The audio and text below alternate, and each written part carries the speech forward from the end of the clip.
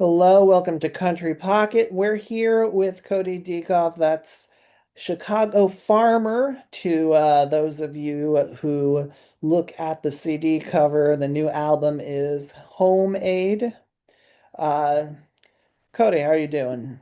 I'm doing great. Good to be with you. So you picked an extraordinary song to lead off the album because the minute I got to hear The Secret of the Mustang, I was very hooked. I was All right. like really, really interested in what's going on in this little town. But just to get to sort of the subject of the song. What makes something turn into like a small town legend? Oh, that's interesting, man. I think legends are built up because, like John Prine used to say, if you're from a small town, you need a really big imagination. And, but there's a lot of truth into that song too.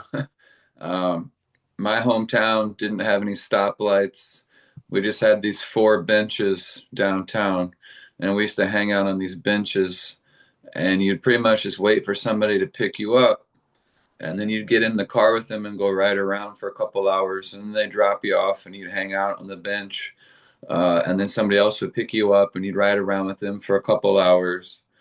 And there was this girl named Tina Hart, and I don't know why she was just the coolest girl around. And she wasn't like super popular or anything. She was just, I was always just like attracted to her. She had the really cool car. She lived a little bit faster and a little more dangerously. And so the first time she asked me to hop in to go cruise around with her, it felt like I was riding around with a local legend. And, none of the guys in high school had cool cars, but she did. And yeah, sometimes that's all it takes, I guess. Yeah, anything to make you stick out in high school in a good way is a pretty nice thing to have. So Tina Hart's a real person. She is, yeah. She was a couple years older than me in high school, so I was kind of like the sophomore. She was kind of the senior. And so, yeah, I definitely looked up to her. All the guys in high school, all their cars were clunkers, but she had this cool 85 Mustang. And we weren't supposed to, but we would race them out on Caterpillar Road, and she would always win and make the guys just look silly and wish they didn't even try. And she wasn't afraid to take chances. So yeah, she definitely was a legend in my mind, at least. Well, first of all, I really like that you hang out in the car moving. Um, that's a different era of gas prices. That's for sure. These days we'll just hop in a parking lot and that'll be enough. Yeah, absolutely. No, yeah, my grandma demanded that she buy the new CD, and I was like, Grandma, you don't need to pay for it. But she gave me $10, and I was like, okay, that's 2 gallons of gas. All right, thanks, Grandma. Um, But yeah, I mean, back in the day, that's what we had to do in a small town. We just drove around. That was kind of our main hang, drive around the cornfields. And we did a lot of other things while we were driving around, but that was mostly it. And that's really when the way I started doing this was I was bored in high school study hall, and I was going on in little adventures in my head.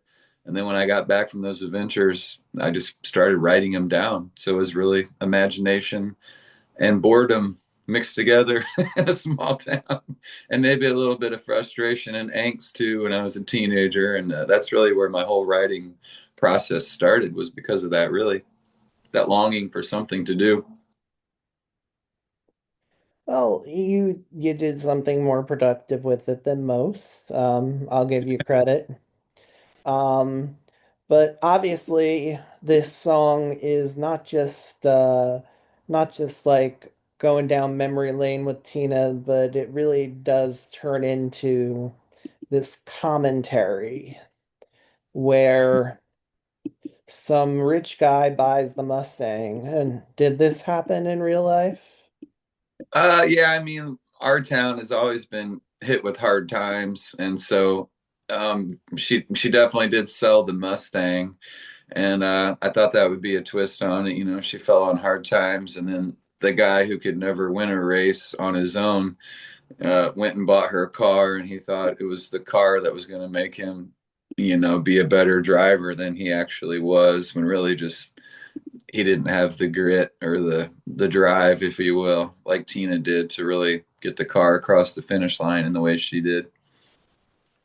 Yeah, there's something deeply satisfying on some level that the rich guy couldn't come in and buy up the Mustang and have it all to have all that fame and he couldn't achieve small town legend status just because he could afford a Exactly. Yeah. car. Yeah. But it also gets to harsh reality about when rich guys come in and buy stuff up, which is that if they do ruin it, he's not gonna go out and make sure it winds up back in Tina's hands and, you know, back to its former glory. It's gonna wind up in a chop shop and, Right. the legend has died. Yeah. Yeah. I think, yeah, you can buy a pretty fancy sports car and spend a lot of extra money, but people look at you in certain ways in life, I think. And I don't know, for me, money's never really impressed me, or fancy cars have never really impressed me. It's more somebody's spirit that impresses me. And Tina's got that spirit, especially when she drove. And that was more of my line of thinking and feeling when I write about something. Yeah. I like that the twist at the end is it's her. And do we give people enough credit when the good thing's going? I feel like I feel like the way the song's set up is people are in awe of the Mustang and it takes it falling into someone else's hands for them to realize it's not the Mustang. Yeah, it's not really the machine, really. It's the person behind it. And yeah, I haven't, I like that you're kind of looking into the song and dissecting it. And I've been singing it so much lately in the last 2 years. I've been, it's fun to come back to it and think about, there's things I was thinking about when I was writing it, but I think there's more to it than even I thought sometimes. And it's fun to think about all those inside things. And like just right now I'm thinking about like AI and things like that, and these kind of machines that we're all focused on. But really, I Yeah, think that it'll I think the AI is supposed to exist for people, but is it really? I don't really I don't really know.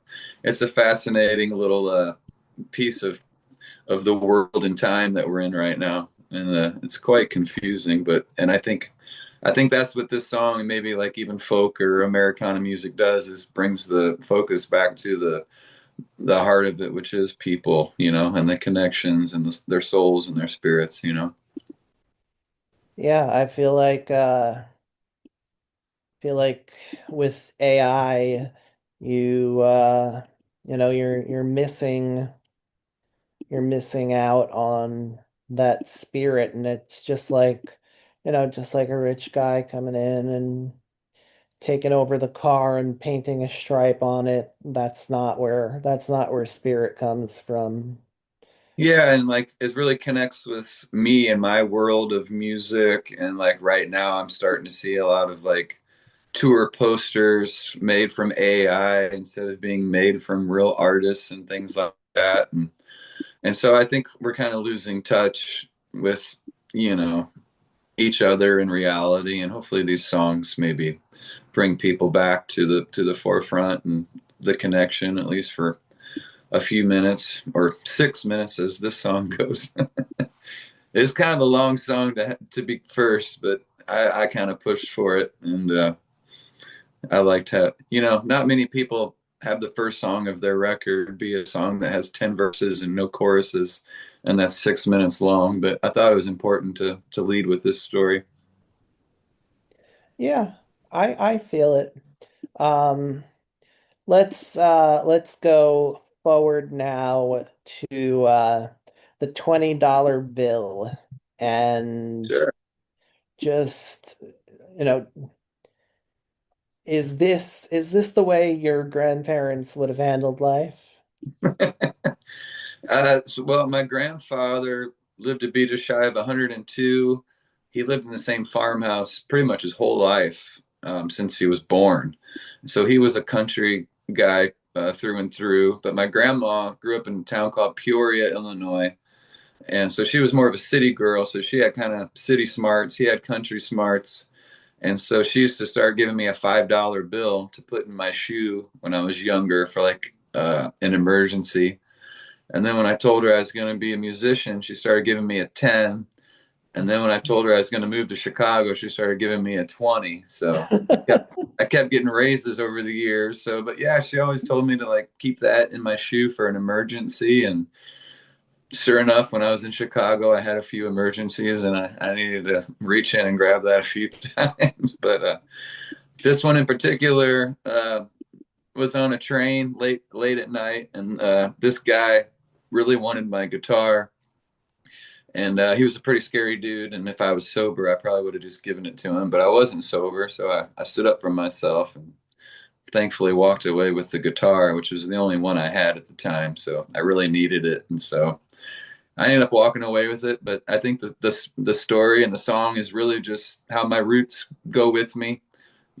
My roots are from a small farm town, but even when I'm in Chicago, I feel like the roots are with me. My grandparents are with me wherever I go, and they were that particular night, and so I had to put it into song. So you actually pulled out a knife? Well, I cannot reveal that, my friend, but Yeah, I'm assuming based on the fact we're having this chat, you didn't kill him. no, I mean, well, people ask me that all the time, and then like I'm always like, well, Johnny Cash just shot that guy in Reno just to watch him die. I was like, at least I'm in self-defense. Johnny Cash is actually just killing people to kill people in his song. Nobody questions him. I know I'm no Johnny Cash, but come on, man.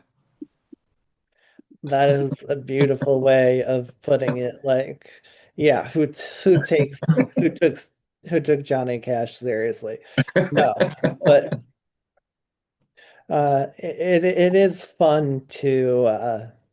it is fun to think about that sort of preparedness and uh, uncommon sense. Um, yeah, although personally, I don't advise fighting the thieves too hard. Uh, Yeah, no, no, I wouldn't either. Generally speaking, the more desperate someone is, the more dangerous they are.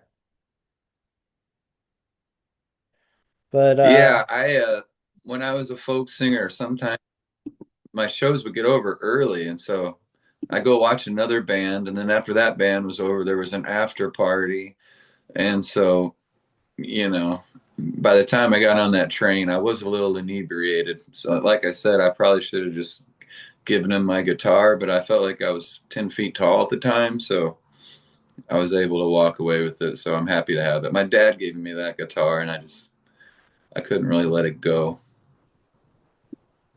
fair enough. Sometimes you got to do what you got to do.